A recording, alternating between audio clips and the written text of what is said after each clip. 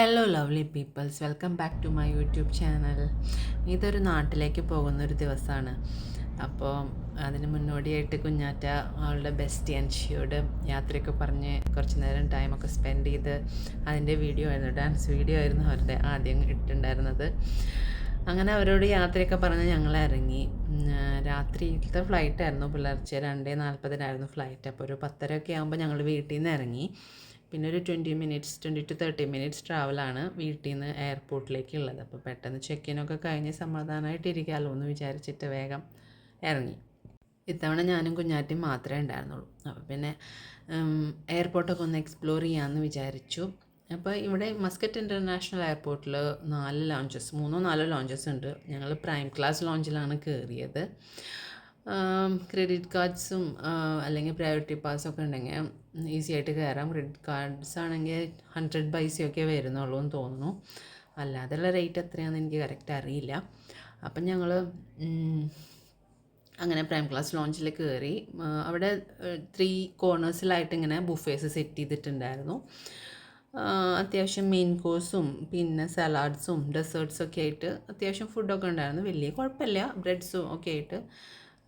അങ്ങനെ ഭയങ്കര ഹൈപ്പായിട്ട് എന്നല്ല, എന്നാലും കുഴപ്പമില്ല.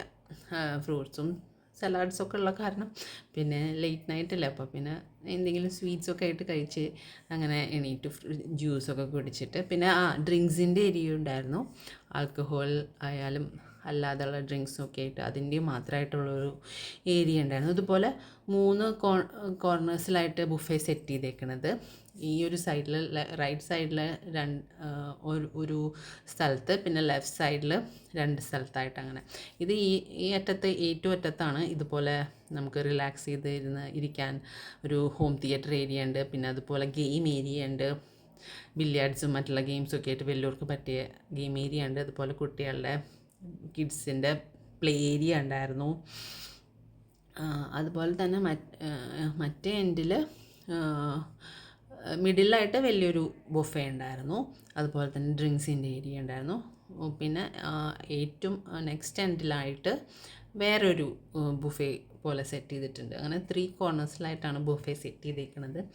അപ്പോൾ ആ എൻഡിലാണ് സ്പായും ഒക്കെ ഉള്ളത്.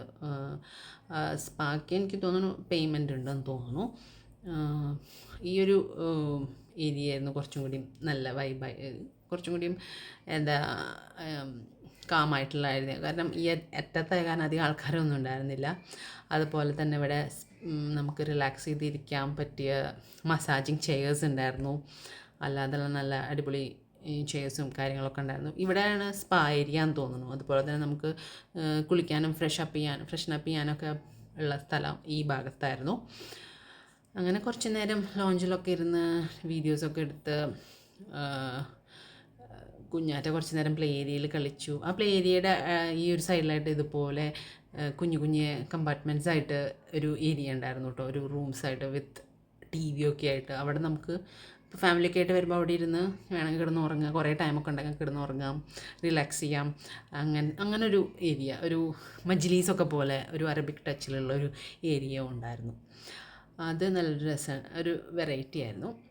അപ്പോൾ ഇതായിരുന്നു മസ്കറ്റ് ഇൻ്റർനാഷണൽ എയർപോർട്ടിലെ പ്രൈം ക്ലാസ് ലോഞ്ച്. അങ്ങനെ ഞങ്ങൾ അവിടെ കുറച്ച് നേരം ടൈമൊക്കെ സ്പെൻഡ് ചെയ്ത് അവിടെ നിന്ന് ഇറങ്ങി. കുഞ്ഞാറ്റയ്ക്ക് പിന്നെ വൈഫൈ ഉള്ള കാരണം ടാബിൽ തന്നെയായിരുന്നു.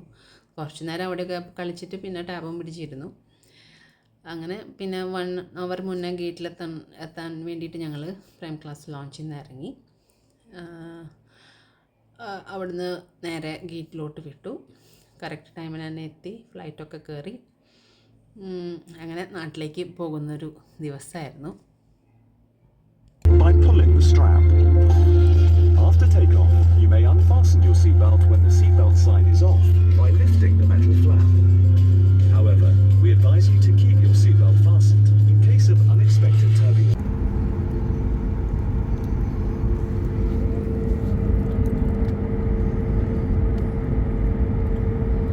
അങ്ങനെ ഫ്ലൈറ്റൊക്കെ എടുത്ത് കുറച്ച് കഴിഞ്ഞു. കുറച്ച് നേരം കുഞ്ഞാറ്റ ഇങ്ങനെ കാർട്ടൂണും ഗെയിമൊക്കെ കളിച്ചിരുന്നു. ഞാനിങ്ങനെ പുറത്തത്തെ കാഴ്ചകളും ആ ഫ്ലൈറ്റ് എടുത്ത് കഴിഞ്ഞ് പൊങ്ങുമ്പോഴുള്ള ആ ഒരു, പിന്നെ താഴോട്ട് നോക്കുമ്പോഴുള്ള ആ ഒരു വ്യൂ കാണാൻ ഭയങ്കര രസം തന്നെയാണ്. അത് പകലായാലും അതെ, രാത്രിയായാലും അതെ, ഓരോ ഭംഗിയാണ്. കേരളത്തിൽ നിന്ന് വരുമ്പോൾ കേരളത്തിൻ്റെ ആ ഭംഗിയും, ഇവിടെ ഗൾഫ് കൺട്രി ആണെങ്കിലും അതിൻ്റെ ഒരു ഭംഗിയും ഒരു വളരെ എന്താ പറയുക, വ്യത്യസ്തമായ ഒരു അനുഭവമാണ്. അത് കാണാനും ഭയങ്കര ഒരു രസമാണ്, അത് കണ്ടിരിക്കാനും എനിക്ക് ഭയങ്കര ഇഷ്ടമാണ്. അപ്പോൾ ഞാനത് നോക്കിയിരുന്നു. പിന്നെ കുഞ്ഞാറ്റ കുറച്ച് കഴിഞ്ഞപ്പോൾ ഉറങ്ങി. അവൾക്ക് ചെറിയൊരു ടെമ്പറേച്ചർ ഉണ്ടായിരുന്നു. ഉറക്കത്തിലായാലും അവളിങ്ങനെ ഇടയ്ക്ക് വിറച്ചിങ്ങനെ ഉറക്കത്തിൽ പെട്ടെന്ന് ഞെട്ടി എണീക്കലും ഒക്കെ ഉണ്ടായിരുന്നു. അപ്പോൾ അതുകൊണ്ട് തന്നെ എനിക്ക് മര്യാദയ്ക്ക് ഉറങ്ങാനൊന്നും പറ്റിയില്ല. അവൾ ഭക്ഷണം കഴിക്കാനും എണീച്ചിരുന്നില്ല. ഞാൻ മരുന്ന് കൊടുത്തിരുന്നു. അപ്പോൾ എനിക്ക് അതിൻ്റെ ഒരു ടെൻഷനും ഉണ്ടായിരുന്നു. അത് കാരണം ഞാൻ മര്യാദയ്ക്കൊന്നും ഉറങ്ങിയില്ല. ഫുഡ് വന്നു, എന്തൊക്കെയാണെന്ന് നോക്കി കുറച്ച് ഫ്രൂട്ട് കട്ട്സും ജ്യൂസും ബണ്ണും മാത്രം കഴിച്ചു. പിന്നെ കാര്യമായിട്ടൊന്നും കഴിക്കാനൊന്നും നിന്നില്ല. പിന്നെ കുറച്ച് നേരം ഫിലിമൊക്കെ കണ്ടിരുന്നു. പിന്നെ പുറത്തേക്ക് നോക്കിയപ്പോൾ ഇതായിരുന്നു ആ നേരം, ഇങ്ങനെ വെളുത്ത് വരുന്ന മോർണിംഗ് ടൈം സൺറൈസ് ഇങ്ങനെ കാണാമായിരുന്നു. മേഘങ്ങളുടെ മേലെ കൂടെ ഇങ്ങനെ പോകുമ്പോൾ അങ്ങ് ദൂരെ സൂര്യൻ ഉദിച്ച് വരുന്നൊരു എന്താ പറയുക, പ്രത്യേക ഫീലായിരുന്നു, ഒരു ഹെവൻലി ഫീലായിരുന്നു. എനിക്ക് ഇങ്ങനെ കാഴ്ചകൾ കണ്ടിരിക്കാൻ ഭയങ്കര ഇഷ്ടമാണ്. നമ്മൾ ഫ്ലൈറ്റിൽ യാത്ര ചെയ്യുമ്പോൾ ഓരോ സ്റ്റേജസ് ആയിട്ടുള്ള വ്യൂസ് ആവും നമുക്ക് കിട്ടുക അല്ലേ. ആ ഒരു നാടിൻ്റെ ഭംഗിയും, അത് കഴിഞ്ഞാൽ പിന്നെ മേഘങ്ങൾക്കിടയിലൂടെ പോകുന്നതും, അത് കഴിഞ്ഞാൽ മേഘങ്ങളുടെ മേലെ പിന്നെ കടലും കരയും തമ്മിൽ ജോയിൻ ചെയ്യുമ്പോൾ ആ ഒരു കാഴ്ചയും കാണാൻ ഒരു ഹെവൻലി ഒരു പ്രത്യേക ഭംഗിയാണ്. അത് കേരളം ആണെങ്കിൽ അതിന് വേറൊരു ഭംഗിയാണ്, ഈ ഗൾഫ് രാജ്യങ്ങളാണെങ്കിൽ അത് മറ്റൊരു ഭംഗിയാണ്. അങ്ങനെ കാഴ്ചകളൊക്കെ കണ്ട് ഇരുന്നു. നാട്ടിലെത്താറായി. അപ്പോൾ ഇത്രയേ ഉള്ളൂ ഇന്നത്തെ video. Thank you for watching.